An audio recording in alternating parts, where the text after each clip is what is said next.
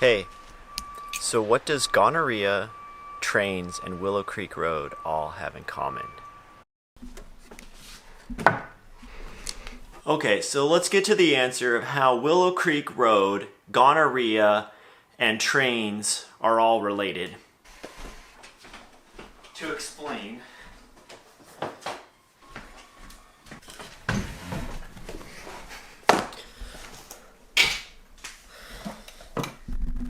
okay, so to explain how this works, the first thing you need to know is of what I'm about to say is drawing from this book called The Tipping Point. This book was written by Malcolm Gladwell.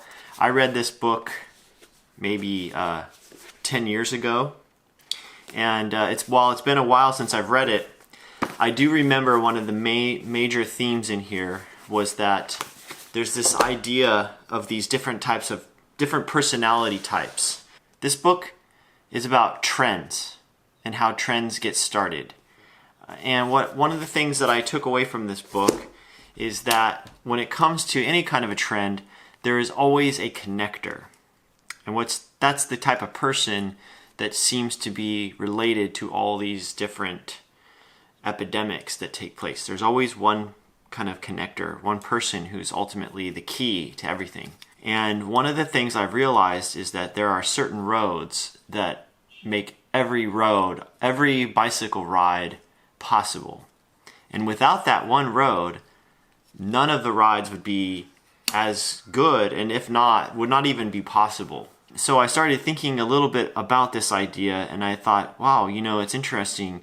There's one road in West Sonoma County that I feel like it's not the one you would expect it to be, but actually it turns out to be the road that is the key to so much cycling and the key to why Sonoma County is the best area for cycling.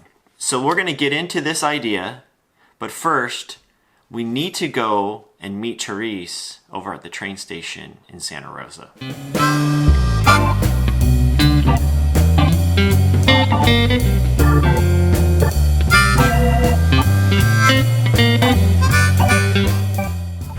We're supposed to get a little bit of rain on Saturday, and then Sunday is supposed to be clear. But looking at the sky right now, definitely looks like some clouds are moving in, so hopefully it doesn't rain too hard. I really want to take Therese up on Willow Creek Road.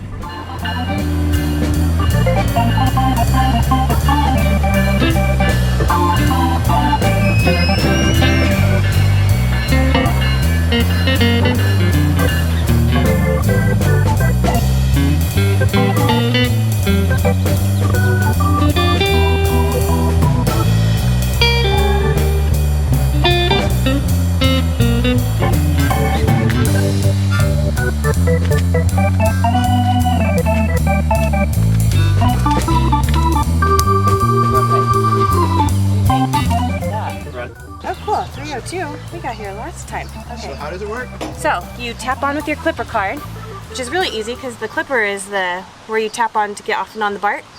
You don't have to keep putting money in the system each time. Get a ticket you don't have to get a ticket for this train. You need a Clipper for BART, whatever. So you can put your bike on there? You can put your bike on there. Is there an extra charge? No. There's no extra charge. Where do you put your bike? There's a bike car, there's hooks, and then there's also a place to lean it against the wall. So cool. So one thing that I thought that with having a bike car, your bikes are going to be pretty safe, which generally they are, but I had a friend that put his really nice rando bike in the bike car on Caltrain, and he was just sitting right over it upstairs. Somebody walked right off the train with his. So be careful. So be careful. Keep an eye on your bike. So the Smart Train, which Santa Rosa just recently got started. I think it started up about, started only maybe 2 or 3 months ago was the official starting date, has been in the works for a long time. And I have been trying to use the Smart Train to take a trip to San Francisco, but the problem is I have a dog. And I'd like to take the dog on the train, and I believe you can, except for you have to have a pass for the dog. And also, I need to have a way to get from the train to my destination. So all of the kinks, I haven't worked out all the kinks yet. Since I can't do it, Therese can. So I had Therese take the ferry from San Francisco. First take the BART to the ferry and then over on the train. So she's kind of doing the litmus test to see if this is even going to work out. And so far, I think it's working out great.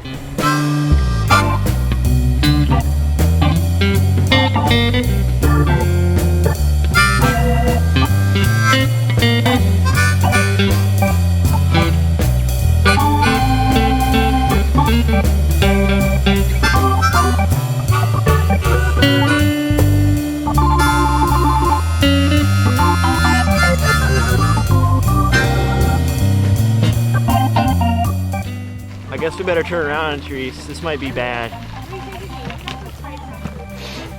No unauthorized vehicles. Have you been here before? Oh man. You know, I'm sure I have. I know the name Willow Creek very well.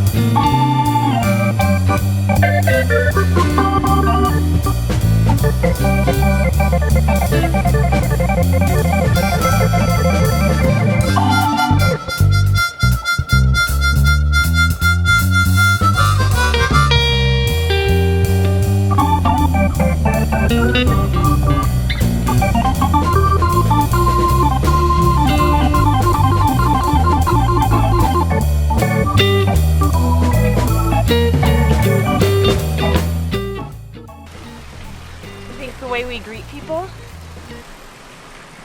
That's one way to think of it. I wonder. Well, that was a fun weekend, Therese. I'll say. Thanks for coming up. We're now gonna have to, unfortunately, ride all the way back to the train station over in Santa Rosa. Got all your stuff. I do. Looks like you got your panniers there. Yeah. One of the problems we're facing here in the Bay Area is we have public transportation, as you know. It's not well Streamlined. It's not streamlined. It doesn't connect things together really seamlessly. So, you kind of had to hop around. Got on the BART from Berkeley, downtown Berkeley, got off in San Francisco Embarcadero Station, rode over to the ferry, rode over to the train station that took me up to Santa Rosa. So there weren't any issues, but it's kind of, you have to piece it together. It would be much nicer if there were just a train that you could hop on in the East Bay that took you straight on up to Santa Rosa, which maybe there will be one day. There might, yeah. Well, good. So now we'll just head back. We'll ride over to Santa Rosa, drop, and then you'll hop back on the train. But instead of taking the ferry this time back, you're going to take the bus over to the East Bay that way. Yeah, so there's that option. You get off of the train in San Rafael, and you get on a bus that takes me back to the East Bay. So that cuts out a ferry. That cuts out one piece. One of the main challenges I think that I hear people talking about with the new smart train is the timetable. It's still, like, for weekends, such as this weekend, they don't have enough time still. You're limited, and if you miss one train, you could have to wait for an hour up to 2 hours, maybe even more for the next one. So hopefully they'll add some more time so that inspire people more to use public transportation. This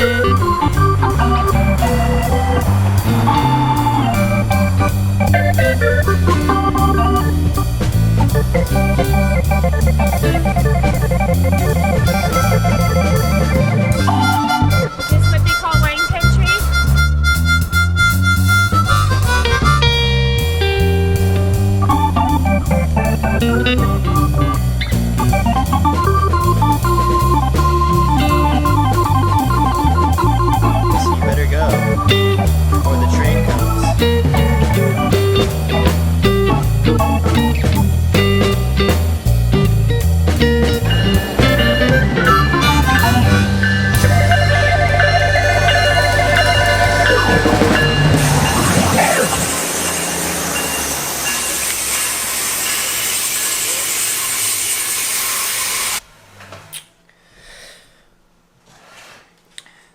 Okay, let me just read this brief little section, this paragraph.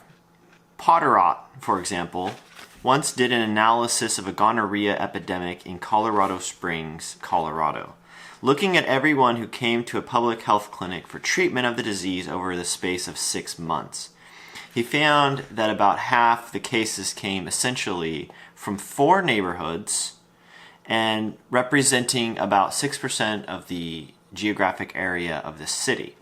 Half of those in that 6%, in turn, were socializing in the same 6 bars. Now, I don't know how many bars there are in Colorado Springs, but I imagined there's more than 6. Potterot then interviewed 768 people in that tiny subgroup and found that 600 of them either didn't give gonorrhea to anyone else or gave it only to only one other person. These people he called non-transmitters. The ones causing the epidemic to grow, the ones who were infecting 2 and 3 and 4 and 5 others with the disease, were the remaining 168. In other words, in all of the city of Colorado Springs, a town of well in excess of 100,000 people, the epidemic of gonorrhea tipped because of the activities of 168 people living in 4 small neighborhoods and basically frequenting the same 6 bars. Okay, so how does that relate to cycling on Willow Creek Road? My theory is that there is a few roads in Sonoma County that make every other bike ride realistic and possible. And the number one road that I think that creates some of the best cycling in West Sonoma County is Willow Creek Road. And based on my experience, that Willow Creek Road is the connector. It's the one that creates all the other possibilities. What does gonorrhea actually have to do with Willow Creek and cycling and trains? Nothing exactly, but it's just an analogy to explain how one road becomes the possibility for all other roads and all other rides to exist. Thanks for watching. Hope to see you in the next video, and we do have coming up this weekend the Skaggs Springs Grasshopper. It is one of the, I think arguably, it is the hardest grasshopper of the series. It's near 100 miles and it's near 10,000 feet of climbing. There's 2 route options. You can do the all road option, or you can do the route that has road plus dirt. The road plus dirt option includes part of the Lake Sonoma grasshopper, which I showed you in my last video. It is a great course. It's incredibly difficult. That in and of itself is difficult. So if you are going to take that option, be prepared for a very, very tough day. If you are doing this grasshopper, be prepared for a very, very tough day in general. I think if there's any grasshopper worth doing at all this year, I think they're all worth doing, but if there's one in particular that really is near and dear to me, it is the Skaggs Springs Grasshopper. And I did do a video, one of my very first cycling videos. I talked about Skaggs Springs Road. It is probably some of the nicest cycling in North America, so I highly recommend, if you can make it, to come out and do this. You won't regret it. Ride it at your own pace. If you don't feel like you're fit enough to race the Skaggs, I don't blame you. I'm not fit enough to race Skaggs. It is just to complete Skaggs is hard enough without actually racing it. So you're probably going to see me finishing at the back towards the end of the day, but it doesn't matter to me. What matters most is that I get to ride these roads with some really good people. Really great cyclists. Stay tuned. I will be making a video of that day, and I will have that up as soon as I can. So come back, check it out, and I hope to see some of you out there this weekend at the Skaggs Springs Grasshopper. Bye for now.